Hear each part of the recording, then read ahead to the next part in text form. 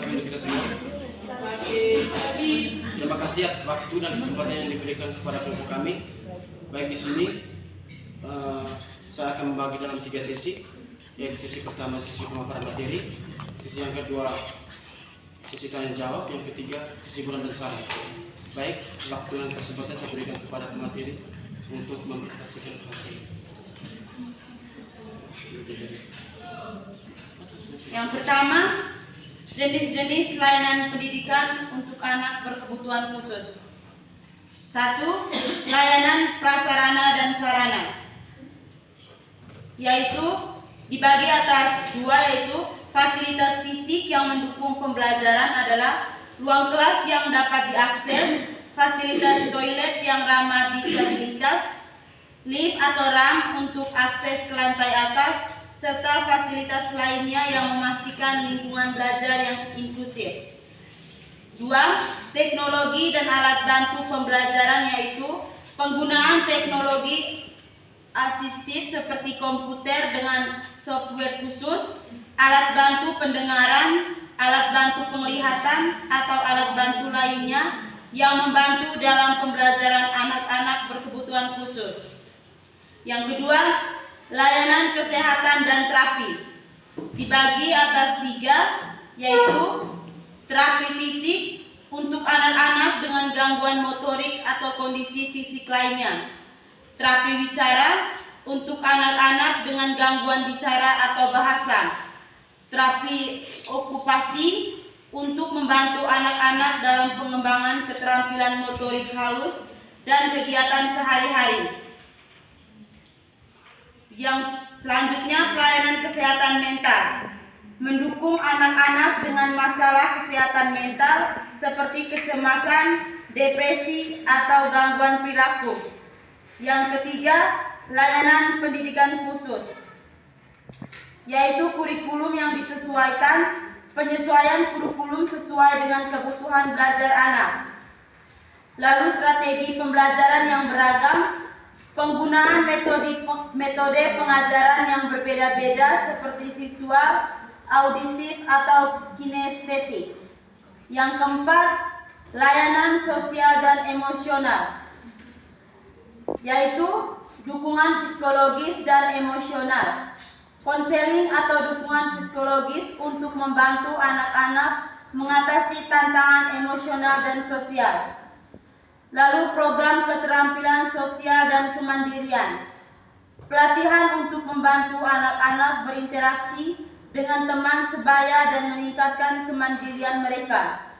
Yang kelima, layanan kolaborasi dan konsultasi dibagi atas 2. Yang pertama, kolaborasi antara guru dan spesialis, kerjasama antara guru kelas reguler dan spesialis pendidikan khusus untuk merancang dan mendukung kebutuhan pendidikan anak. Yang kedua, konsultasi dengan orang tua dan profesional, berkomunikasi dengan orang tua dan profesional kesehatan atau pendidikan lainnya untuk menyediakan dukungan holistik bagi anak-anak berkebutuhan khusus. Yang kedua, fasilitas fisik dan sarana yang diperlukan untuk mendukung pembelajaran anak berkebutuhan khusus di lingkungan sekolah dasar. Pertama, ruang kelas khusus. Ruang kelas yang dirancang khusus dengan berbagai fasilitas penunjang seperti kursi dan meja yang dapat disesuaikan, serta peralatan yang mendukung pembelajaran spesifik untuk anak-anak berkebutuhan khusus. Yang kedua, aksesibilitas.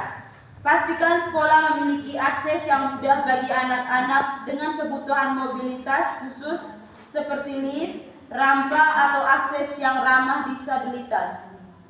Yang ketiga, peralatan pembelajaran, termasuk peralatan seperti komputer atau laptop dengan perangkat lunak khusus untuk mendukung kebutuhan pembelajaran anak berkebutuhan khusus seperti program komunikasi atau perangkat lunak bantu. Yang keempat, fasilitas kesehatan, ruang perawatan medis atau tempat untuk melakukan terapi fisik atau terapi lainnya dibutuhkan oleh anak-anak dengan kebutuhan khusus. Yang kelima, sumber belajar berbasis multisensori, termasuk buku-buku berbasis gambar, bahan belajar yang dapat disentuh, dan peralatan sensori lainnya yang dapat membantu anak-anak dengan kebutuhan spesial dalam memahami materi pelajaran. Yang keenam, sarana olahraga dan rekreasi. Area atau fasilitas olahraga yang dapat diakses oleh anak-anak dengan kebutuhan khusus, serta mainan atau peralatan rekreasi yang dapat mendukung perkembangan sosial dan motorik mereka. Yang ketujuh, dukungan guru dan staf ahli. Ketersediaan guru-guru dan staf pendukung yang terlatih dalam mendidik anak-anak berkebutuhan khusus, serta fasilitas untuk pelatihan mereka secara bersama. Yang ketiga, evaluasi dan pengukuran keberhasilan. A. Penggunaan indikator kinerja. Sekolah dapat menetapkan indikator kinerja yang jelas untuk menilai kemajuan anak-anak berkebutuhan khusus dalam berbagai aspek pembelajaran seperti kemampuan akademik, kemandirian, dan integrasi sosial. B. Pengukuran progres individu. Evaluasi dilakukan dengan memantau progres individu setiap anak berkebutuhan khusus dalam mencapai tujuan pembelajaran yang telah ditetapkan dalam rencana pembelajaran individual atau RPI. Yang C. Penilaian reguler. Melakukan penilaian reguler yang meliputi pengamatan guru, penilaian formal misalnya tes atau ulangan, serta evaluasi dari spesialis pendidikan khusus atau terapis yang terlibat dalam mendukung anak-anak tersebut. Baik, sekian saja pemaparan materi hari ini. Kita masuk ke sisi yang kedua, yang tanya jawab.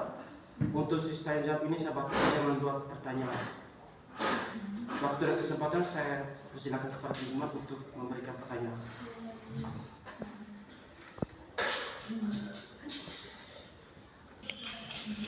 Baik, kepada teman TV, waktu dan kesempatan saya berikan. Baik, terima kasih atas kesempatan. Saya mau bertanya. Tadi kan teman-teman di jenis-jenis layanan pendidikan untuk anak berkebutuhan khusus, teman-teman ada membahas tentang di layanan sosial dan emosional dan di poin dukungan psikologis. Yang menjadi pertanyaan saya, bagaimana sistem dukungan psikologis bagi anak berkebutuhan khusus di sekolah?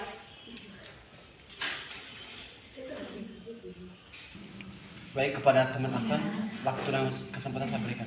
Jadi baik untuk mengkasih waktu dari teman Ipin menjelaskan tentang pelayanan ABK.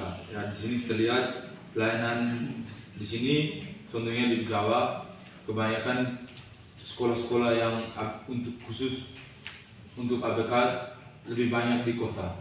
Bagaimana dengan anak ABK yang wilayahnya jauh dari kampung? Jauh dari kota. Wilayahnya jauh dari kota. Bagaimana solusinya yang diambil oleh teman?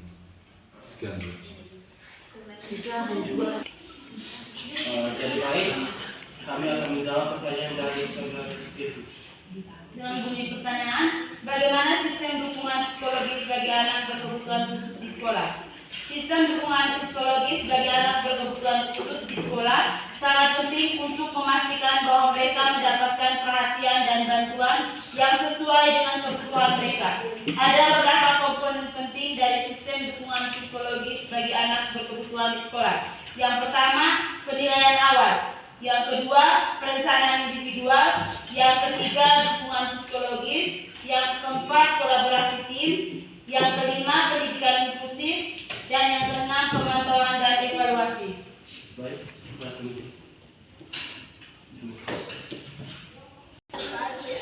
baik, kami akan menjawab pertanyaan dari saudara Hasan dengan berupa pertanyaan, bagaimana solusi untuk mengatasi masalah ABK yang jauh dari kota? Baik, jawabannya yaitu yang pertama, pendampingan orang tua. Orang tua anak berkebutuhan khusus juga dapat memainkan peran penting dalam memberikan dukungan. Mereka dapat dilibatkan dalam program pendidikan anak, dilatih untuk memberikan dukungan tambahan di rumah, dan bekerja sama dengan profesional kesehatan mental untuk memantau perkembangan anak. Dan yang kedua, perkembangan sumber daya lokal. Mendorong perkembangan sumber daya lokal seperti kelompok dukungan orang tua, program pendidikan khusus di komunitas, atau layanan kesehatan mental lokal dapat membantu menciptakan lingkungan yang mendukung bagi anak berkebutuhan khusus. Dan yang ketiga, pertimbangan pemindahan. Jika memungkinkan dan sesuai dengan kebutuhan anak, pertimbangan untuk memindahkan anak ke lingkungan yang lebih dekat dengan sumber daya dan layanan yang harus diperlukan. Namun hal ini harus dipertimbangkan dengan cermat dan mempertimbangkan kepentingan terbaik anak. Sekian dan terima kasih. Apakah jawaban kami pas? Begini masih ada tambahan. Tadi teman mengatakan bahwa dukungan orang tua itu perlu. Memang terlihat dukungan orang tua itu perlu sekali. Jadi bagaimana ketika dukungan orang tua itu tidak didukung dari fasilitas yang tidak memadai atau alurnya dari mana orang tua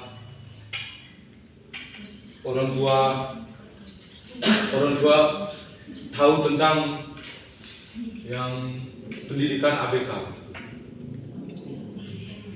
Solusinya apa? Sekian. Baik, saya meminta Iqtabah untuk menjawab pertanyaan dari saudara Hasan. Baik, sesuai dengan pertanyaan dari teman Hasan tadi, bahwa anak-anak yang jauh dari kota, itu kan tidak mendapatkan sarana dan prasarana yang memadai gitu. Nah, untuk anak berkebutuhan khusus ini seperti yang dijelaskan oleh ibu sendiri, bahwa mereka layak mendapatkan pendidikan yang sama seperti anak-anak normal pada umumnya. Jadi kalau menurut saya itu untuk anak-anak yang di desa itu tuh bisa bersekolah di sekolah yang ada di sekitar situ, tapi dengan guru yang dapat mengetahui atau dapat membimbing anak tersebut, atau guru tersebut sudah mendapatkan pelatihan khusus untuk anak-anak yang berkebutuhan khusus. Baik, apakah jawaban dari tim Supas? Nah, sekian, terima kasih.